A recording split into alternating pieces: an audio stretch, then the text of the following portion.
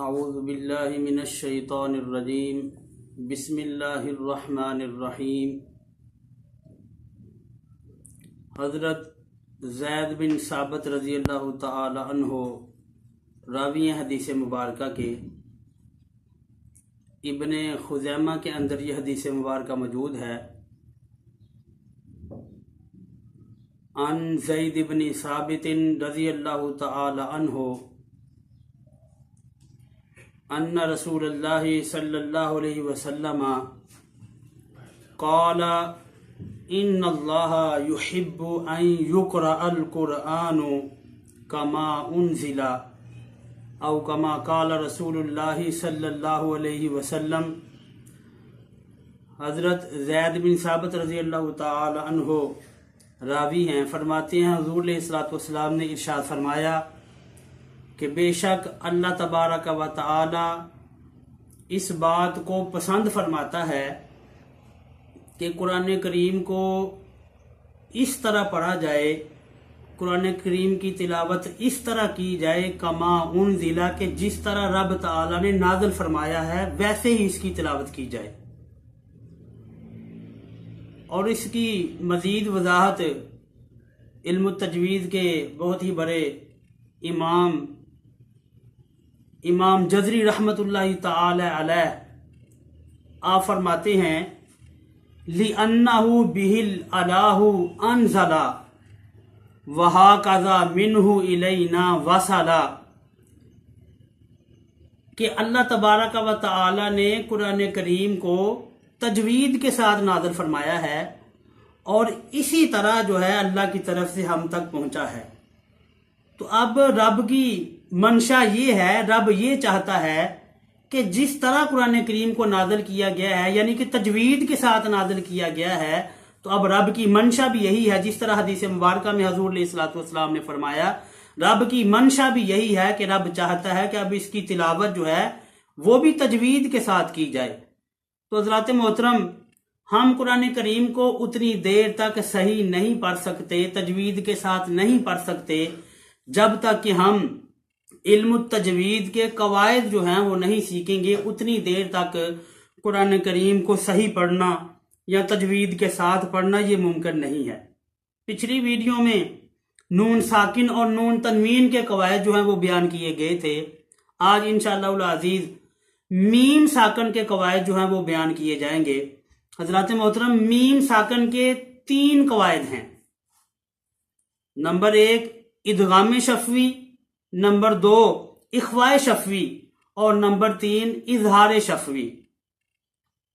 تو سب سے پہلا قاعدہ ہے ادغام شفوی۔ ادغام کا مطلب ہوتا ہے ملا دینا، اور ادغام کی نشانی جو ہے وہ شد ہوتی ہے، یعنی کہ جس حرف کے اوپر شد ہو تو اس کا مطلب ہے وہاں ادغام ہوگا۔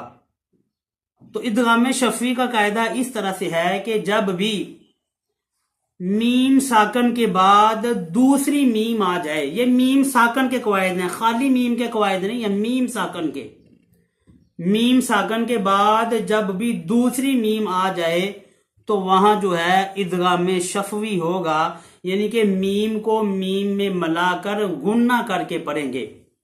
اس کی مثالیں قرآن کریم کے اندر بے شمار مثالیں ہیں، جس طرح ایک مثال وَأَنْتُمْ مُظْلِمُونَ، پہلا ہے انتم، اس کے آخر میں میم ہے، میم ساکن ہے، اور آگے لفظ ہے مظلمون، تو یہ پھر غنہ کر کے میم کو میم میں ادغام کر کے وَأَنْتُمْ مُظْلِمُونَ، یہ غننے کے ساتھ جو ہے ادغام ہوگا، پڑھا جائے گا۔ دوسری مثال فَهُمْ مُقْمَحُونَ، فہم کے آخر میں میم ساکن ہے اور مقمحون کے شروع میں جو ہے پہلی میم ہے، تو دونوں میموں کو، پہلی میم ساکن ہے تو اس کو دوسری میم میں مدغم کر کے ادغام کر کے غننے کے ساتھ یہ پڑھی جائے گی، تو یہ بن جائے گا فہم مقمحون۔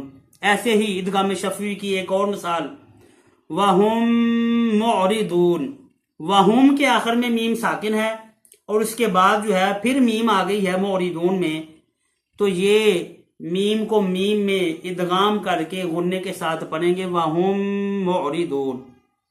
اسی طرح آتیتکم من کتاب، आतैतुकुम के आखिर में मीम साकिन है और आगे मिन किताबिन, मिन जो लफ्ज है इसके शुरू में मीम है, तो ये पहली मीम साकिन को दूसरी मीम में मुदगम करके इदगाम करके गुन्ने के साथ पढ़ेंगे तो इस तरह पढ़ा जाएगा आतैतुकुम मिन किताबिन।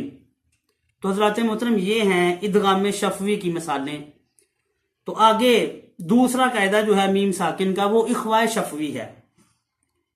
तो इख्फा का मतलब होता है छुपाना। पहले हमने नून साकिन का पिछली वीडियो में इख्फा पढ़ा था, तो ये मीम साकिन का इख्फा है और इसको इख्वा शफवी इसलिए कहते हैं कि मीम जो है ये हरूफ शफविया में से है, यानी कि वो हरूफ जो होंठों से अदा होते हों। तो मीम हरूफ शफविया में से है, तो इसके इख्फा को इख्वाए शफवी कहा जाता है कि मीम को छुपा के पढ़ना है, गुन्ना करके पढ़ना है। कायदा इसका इस तरह से है कि जब भी मीम साकिन के बाद हरफे बा आ जाए तो उस मीम में इख्फाए शफवी होगा, तो उसको मीम को छुपा कर गुन्ना करके पढ़ेंगे।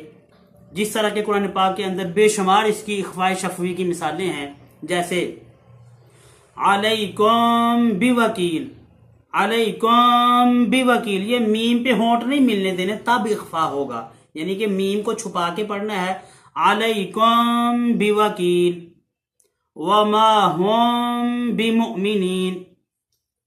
तो ये हजरात मोहतरम ये इख्फा शफवी की मिसालें हैं। इसके अलावा और बहुत सी मिसालें जो है कुरान पाक के अंदर मौजूद हैं, जिस तरह बादुकुम बिबादिन। तो ये सारी जो हैं ये इख्फा शफवी की मिसालें हैं। तो हज़रात मोहतरम तीसरा कायदा मीम साकिन का जो कि इजहार शफवी है, तो वो ये है कि जब भी मीम साकिन के बाद जो है मीम और बा के अलावा, क्योंकि अगर मीम आ जाएगी तो वो इदगाम शफवी होगा, अगर मीम साकिन के बाद बा आ जाएगी तो वो इख्फा शफवी होगा। तो इजहार शफवी ये है कि जब भी मीम साकिन के बाद मीम और बा के अलावा कोई भी हरफ आ जाए तो वहां इजहार शफवी होगा, यानी कि होंठों के जरिए इजहार हो रहा है, क्योंकि ये मीम के कायदे हैं और मीम हरूफ शफविया में से है, तो इसको इजहार शफवी जो है कहा जाता है। इसकी बेशुमार मिसालें जो है कुरान करीम के अंदर आई हैं, जिस तरह यानी कि बगैर गुन्ने के पढ़ा जाएगा अलम तारा। तो हज़रात मोहतरम यहाँ अलामों के आखिर में मीम साकिन है और जो तारा का पहला हरफ है ता वो मीम और बा के अलावा है, तो ये बिल्कुल साफ पूरी पढ़ी जाएगी, इजहार के साथ पढ़ा जाएगा बगैर गुन्ने के अलम तारा। ऐसे इसकी मिसाल एक वल अमरु, तो यहां भी मीम साकिन के बाद मीम और बा के अलावा आ गया है तो इजहार होगा, पूरी मीम पढ़ी जाएगी। ऐसे ही एक और मिसाल हुम फीहा, यहां भी मीम साकिन के बाद फीहा जो है ये बा और मीम के अलावा हर्फ आ गया है तो यहां इजहार शफवी होगा। ऐसे ही अलम नशरह, बाज दोस्त जो हैं वो अलम नशरा करके पढ़ते हैं, तो ये गलत है क्योंकि यहां तो गुन्ना होना ही नहीं है, ये इजहार शफवी है, तो ये बगैर गुन्ने के जो है लफ्ज पढ़ा जाएगा अलम नशरह। अलम में मीम साकिन है, आगे मीम और बा के अलावा हरफ नून आ गया है तो ये बगैर गुन्ने के इजहार शफवी होगा अलम नशरह। ऐसे ही सूरतुल इखलास के अंदर है लम यलिद, तो बाज दोस्त उसको भी लम यलिद कर जाते हैं, मीम पे गुन्ना करते हैं। तो हज़रात मोहतरम मीम पे गुन्ना यहाँ नहीं होगा क्योंकि ये इजहार शफवी का कायदा है कि मीम साकिन के बाद मीम और बा के अलावा हर्फ आ गया है तो वहां इजहार होता है लम यलिद।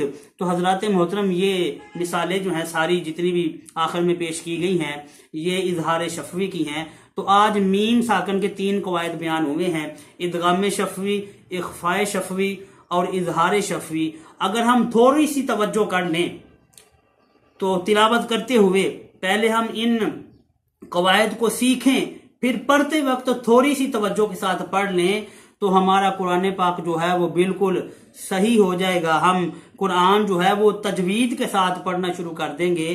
तो रब की भी मंशा यही है, हुजूर अलैहिस्सलातु वस्सलाम ने फरमाया रब ताला की मंशा ये है, रब ये चाहता है कि कुरान की तिलावत इसी तरह की जाए जिस तरह उसको नाज़िल किया गया है। और हजरत मोहतरम कुरान करीम जो है वह तजवीद के साथ ही नाज़िल किया गया है। अल्लाह की बारगाह में दुआ है कि अल्लाह तबारक व तआला जो ये आज कवायद बयान किए गए हैं हम सबको इनको याद करने और दूसरों तक पहुंचाने की तौफीक अता फरमाए।